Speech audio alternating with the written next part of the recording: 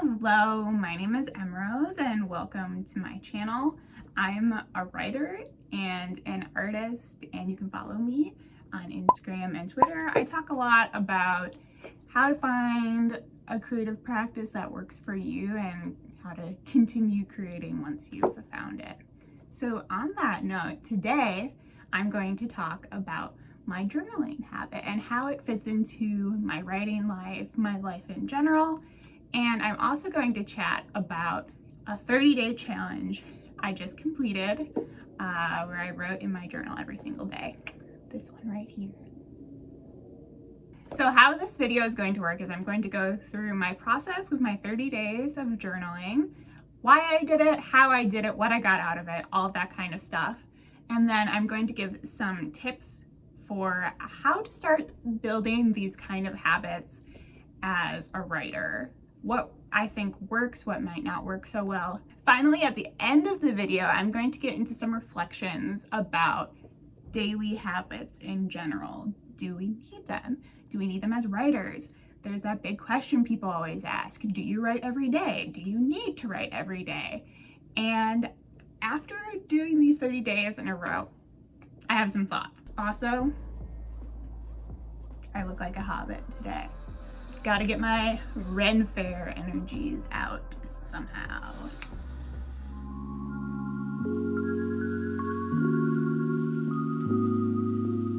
So I decided that I wanted to challenge myself to journal for 30 days in a row. I've been journaling for over a decade, but it's never been something that I have prioritized on a daily basis. I actually have like weeks at a time where I don't journal at all, but this has been a challenge that has been on my mind for a while because of a few different reasons. So I thought it might be good for my mental health. First of all, journaling is pretty much the only mindfulness technique that I have really managed to stick to. And I really need some mindfulness right now. So by that, I mean, the practice of noticing what's going on with my body, noticing my thoughts and feelings and just everything I experience throughout the day. Some people do this through meditation or certain thought patterns, but like I said, I just have a really hard time sticking with that. And as a writer, I already knew that I enjoyed journaling. I knew that it was something I could stick with relatively well. I just wanted to see if I could take it to that more routine, more habitual level for the sake of doing some housekeeping in my head a little bit. My second reason is that I had started to notice the journaling habit that I did have, which was, not daily, but pretty frequently, more occasional. I was really only reaching for my notebook when I was in times of angst, despair, desperation, really needing to rant. Anyway, none of those feelings are inherently bad. It's not inherently a bad thing to use your journal for a lot of venting and that kind of stuff. But personally, it bothered me that those were the only things I was working through and the only things that I was noticing and paying close attention to. I wanted to sort of investigate my emotions on a more daily basis, essentially. So those are the general person things that I was working on, but I had a few specific reasons I wanted to try this out as a writer and as a fiction writer. Overall, I am in this phase where I'm really trying to focus on building my skills as a writer. And my philosophy when it comes to that is just the more words, the better. And it doesn't really always matter where the words are. So even if when I journal, I am still learning how to move those words around together. I'm still learning the different patterns of sentences, or I am collecting more information about the way people talk, the way people think and feel, and all that kind of stuff. It might not at all count towards my word count goals for my fiction projects, but it is still doing some of that development and that skill building. I also think that building this kind of habit, this sort of like personal journaling habit, I believe that it might translate towards me having more skills building, the habit of working on my drafts. That was kind of my hypothesis. If I can do this writing in my journal every day, then maybe I can show up for my manuscripts more often. And I'll let you know what I think about that towards the end of this video. So how did I go about this? I set a few parameters, but honestly, not too many. So I always wrote at my desk in this space. This is partly because I was recording time lapses every day of my journaling sessions, so kind of like a YouTuber reason. But what I found is that I really appreciated the consistency and sort of like the mentality of going to a dedicated space to do this. It's also a space that I use for a ton of other stuff, so sometimes I would forget to journal, but I was in here and I would reach for it because I had that connection, I had that idea, this is a dedicated space where I do this.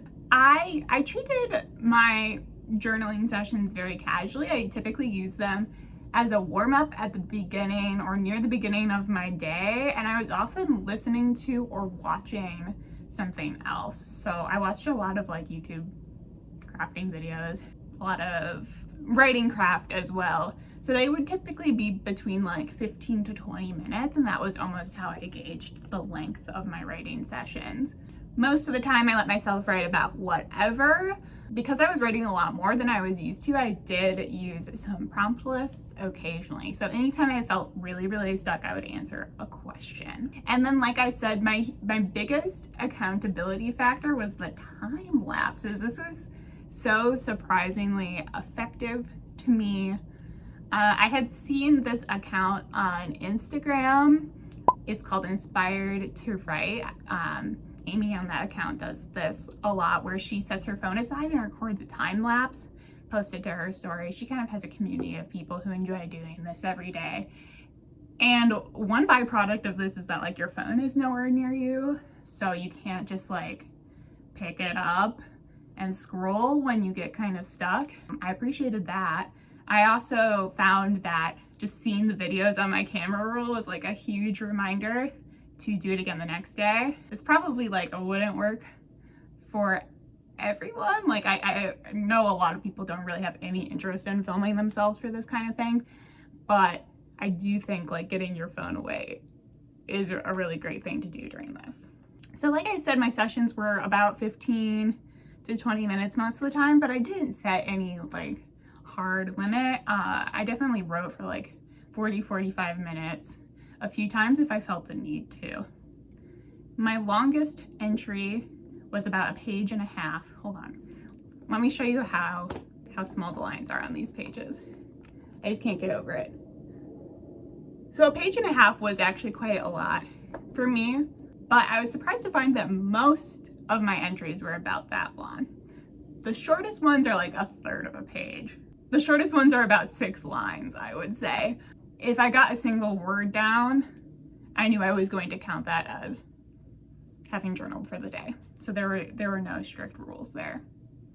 In total, I averaged exactly 1 page per day. I wrote 30 pages in this over the course of the month.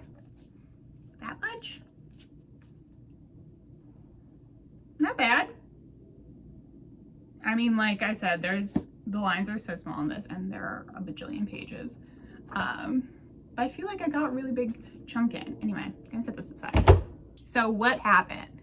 I was going strong. I found this pretty easy for at least 2 weeks. Then I started, not having quite as much to say. I leaned on some prompts. I still found that fun. It was really towards the end of 30 days, like late into the 3rd week and the 4th week, that I was starting to forget or to dread the process. This is pretty much what I expected because, like I said, I did have a decently strong habit of journaling before this. So I thought I could get through the first couple weeks pretty easily. But as day 30 approached, I started having more of like a negative anticipation of it, I guess. I just didn't want to fail, you know? I didn't want to accidentally skip a day. I started dreading that possibility more and more, which weighed on me like a very odd amount, I would say. I think what I was wanting to feel was like habitual ease. Like eventually it's just something that you have built up so much past experience in, and in a way so much momentum that you just kind of keep doing it. But towards the end of the month I started feeling those other things associated with routines, which are like, this is dull, this is a total chore, I've done this so much that now I'm bored of it. I actually completed the 30th day at 11:50 p.m. Because I forgot for that whole day. So that was like the worst I got. I like really quickly had to pull out my journal right at the end of that day to complete the challenge. But I did it. I think overall I'm happy, but I have some thoughts. Here's the tip section. I would say if you're new to journaling, or really if you're new to any like major routine change, don't do a 30-day challenge. I think a lot of people treat these things as a way to jumpstart a new habit or practice a lot in a relatively short amount of time. I mean, we have so many 30-day challenges and I honestly love them all. Like NaNoWriMo, awesome. Inktober, Mermaid, like I love seeing those. Nighttober, oh my gosh. Like all these writing and drawing challenges that a lot of people on the internet participate in. But like I said, I don't think it's really for beginners. I think it's more like a challenge to test your expertise in something, if that makes sense. If you're just starting out, I would say start with like the shortest amount of time possible. Start with 5 minutes. That's all it takes at that point, like when you're very new to something. And I think if you're not quite used to it yet, the sort of dread and shame that might come along with missing a day in a 30-day challenge is like, it's just like a total gut punch, you know? And I think that can be really, really detrimental and demotivating. My second tip, if you want to start journaling more consistently, is to keep one other factor consistent. Like I said, for me, I really enjoyed being in the same place the whole time, having a dedicated area at my desk for when I was going to journal. Now, I know that some people might not have such a dedicated personal space, or they might be more on the go. So there are other ways you can sort of mark a consistency. You can say, oh, I want to journal always in the morning, or oh, I want to journal for 20 minutes, or I want to write 10 lines today. I want to write 1 page today. Anything like that. The reason I think this works is because it just adds like one more layer of connection for your brain, of repetition, you know? And so if you are not feeling the writing so much one day, you are used to, you know, maybe being in the space or having this chunk of time set aside, and you can more easily fall into that, if that makes sense. My final tip is to treat journaling as what I would call a playful practice, a practice of noticing.